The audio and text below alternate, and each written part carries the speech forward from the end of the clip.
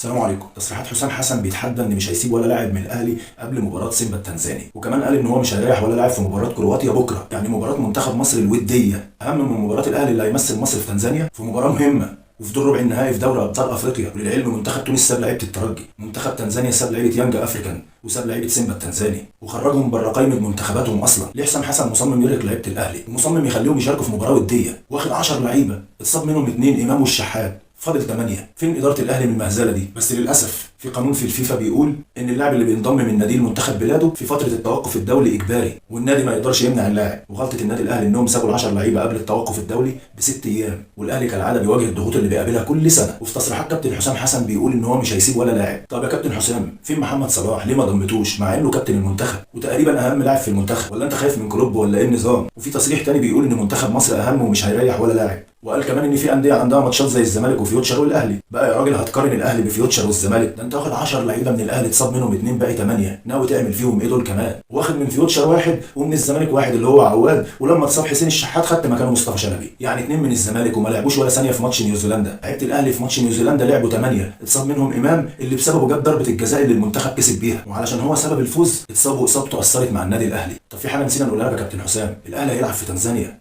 والزمالك وفيوتشر هيلعبوا في القاهره. تخيل، هيلعبوا في القاهره يوم 31، يعني الاثنين اللي واخدهم من الزمالك يقدروا يشاركوا بكل سهوله، وبرده اللاعب اللي واخده من فيوتشر يقدر يشارك بكل سهوله ومن غير اي ارهاق. طيب ولاعيبه الاهلي اللي ماتشهم بعد ماتش المنتخب بيومين بالظبط، هيكون ايه موقف الاهلي؟ كلنا كنا بندعم وبنقول المنتخب محتاج واحد زي حسام حسن، بس ما كناش نعرف ان نجيتك هتخليك تتفق مع اتحاد الكوره وتيجي على الاهلي كالعاده زي ما احنا متعودين. لك الله يا اهلي.